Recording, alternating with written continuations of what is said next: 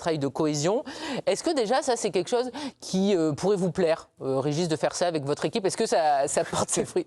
Vous riez? Ça a déjà été fait, hein, Karine. Oui, mais là, je veux dire, franchement, les mises au vert, les mises au vert, c'est de moins en moins fait. Parce que souvent, c'est quand une équipe est en crise et on essaye de trouver un ressort. Marseille n'était pas en crise.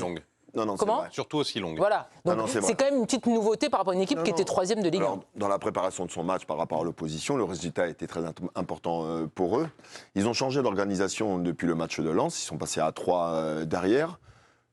De partir 3-4 jours en stage, en fait, pour orienter le nouveau système qu'ils veulent mettre en place. Parce que c'est à Lens, ils sont passés à 3. Tout à fait. Présent, ils étaient toujours à 4. Donc une idée de jeu un peu peut-être différente, même si on a vu certains concepts et principes de vouloir ressortir de derrière dans du jeu court. Donc il a voulu, à travers ces 3 jours de stage ou ces 4 jours, peut-être appuyer un petit peu plus là-dessus, sur un travail vidéo, sur un travail terrain, où ils ont répété des choses.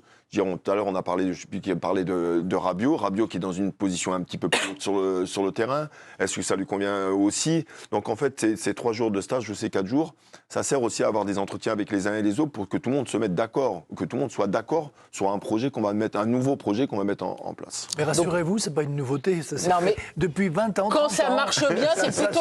Ça, c'est tout bon. Même des fois, quand ça marchait... Parce que souvent, les joueurs, ça les gonfle. Il y avait une époque, c'était systématique, on discutait... D'accord, mais ça, c'était votre football il y a quelques années. Les joueurs, ça les gonfle, c'est une question de mentalité. Parce que les joueurs latins, ça les gonfle.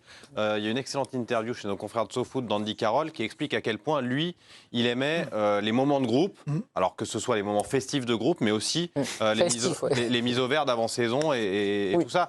Moi, je comprends que ça puisse gonfler les joueurs, mais en Italie, notamment, il y avait souvent des mises au vert. Il y avait pas mal de joueurs qui disaient en après-carrière que c'était ce qui était de plus pénible. J'ai rien inventé, hein, c'est les interviews d'après-carrière. Si c'est pénible, et que ça te permet de...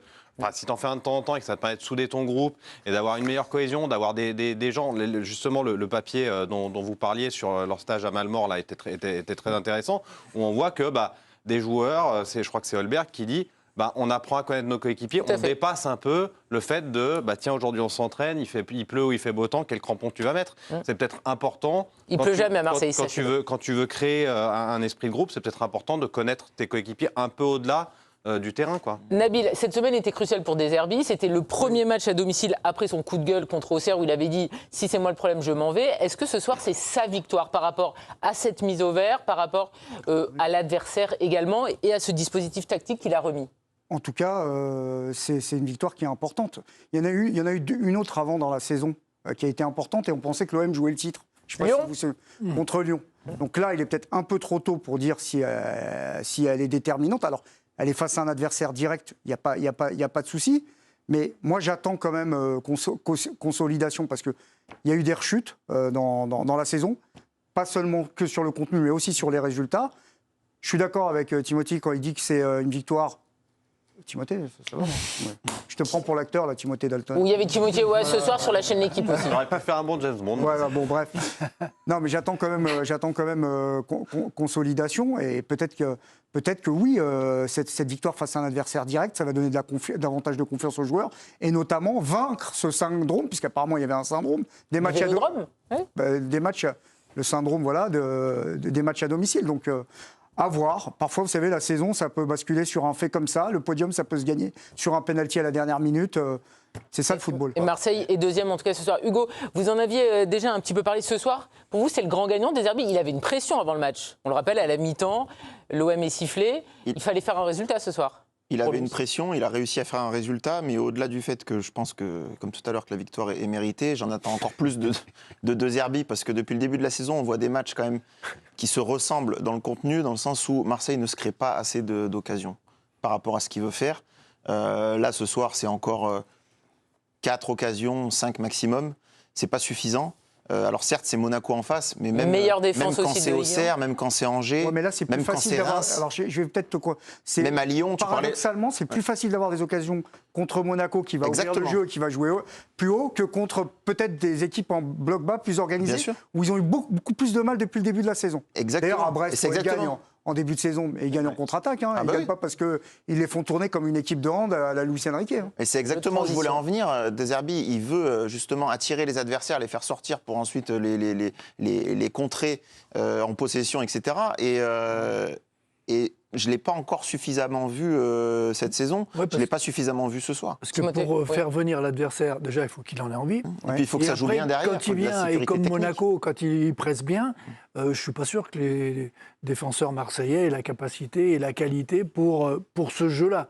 Parce que le nombre de fois où ils se sont mis en difficulté en essayant de ressortir, encore une fois, je le redis, si Monaco était plus efficace, le match se tournait pas. Et attention à la rechute, parce que je ne connais pas leur calendrier. Mais Saint-Étienne et Lille. Ça devrait aller.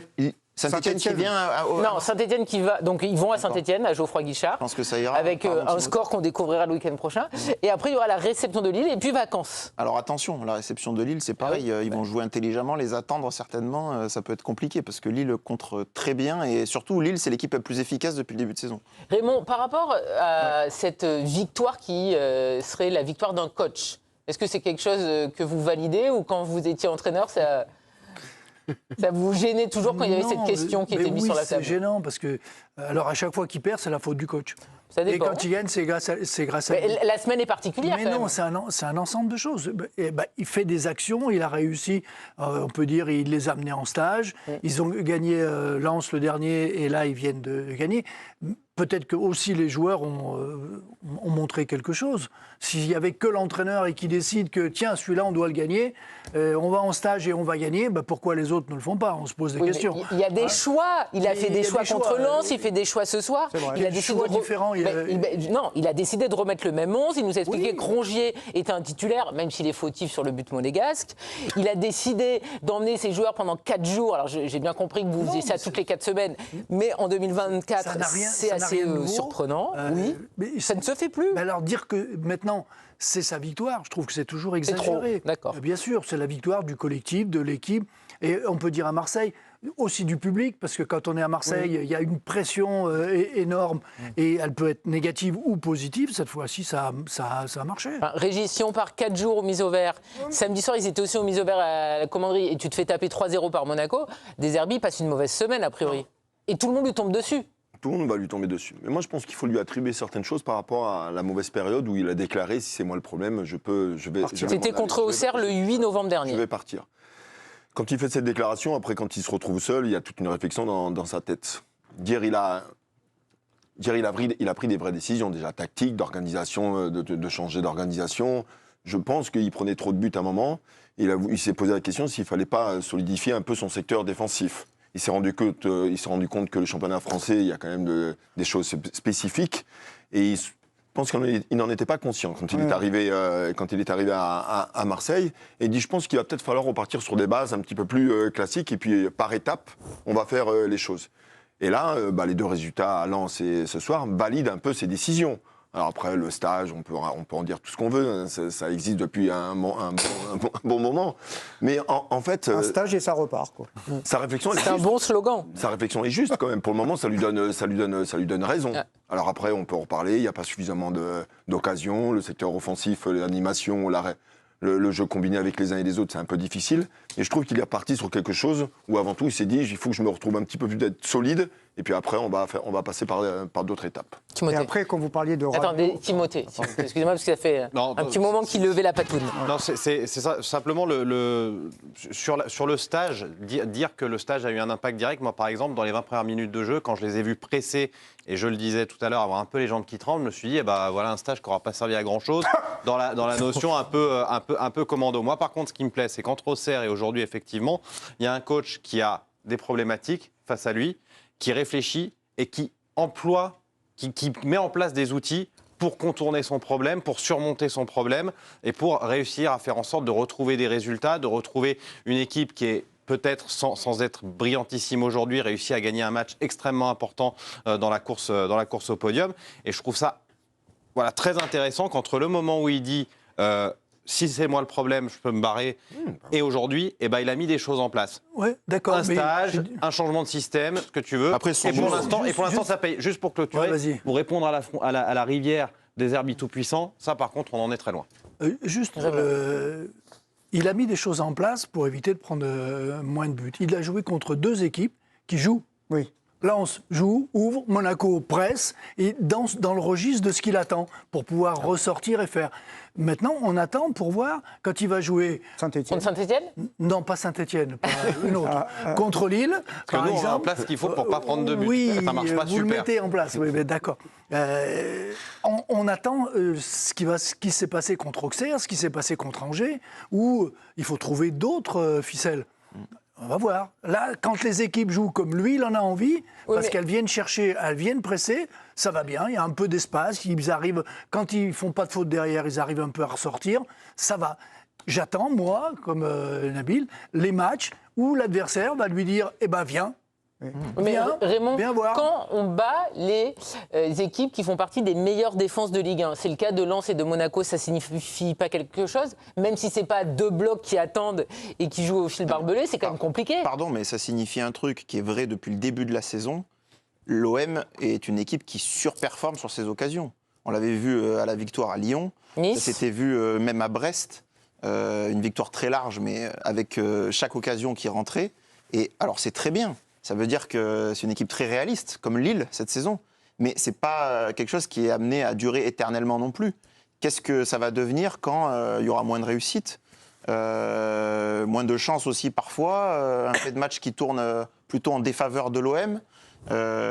Donc on sait que dans une saison, c'est pas toujours linéaire. voilà, c'est pas linéaire. Donc il faut aussi mettre des choses en place pour réussir à se procurer plus d'occasions. Je pense que c'est indispensable pour jouer les 2 premières places. Oui, puis au PSG, il joue avec un faux neuf. À l'OM, c'est un faux neuf aussi depuis le début de la saison, quoi, parce qu'ils ne marquent pas de but, les neufs à l'OM, c'est quand même dingue, non? Fait un truc, Mopé, il fait quand même la déviation de la tête. Oui, hein. ok, mais... Mopé, fait un bon Mopé, match. il a fait un bon Mopé, il match. fait un Non, bon mais Mopé, lui, c'est super. Il est arrivé dans la position de l'outsider. Le numéro 1, qui n'était pas le premier choix, il est en difficulté pour X raisons. Ce qui ne veut pas dire que c'est un mauvais joueur, qui peut être un très bon joueur dans un autre contexte.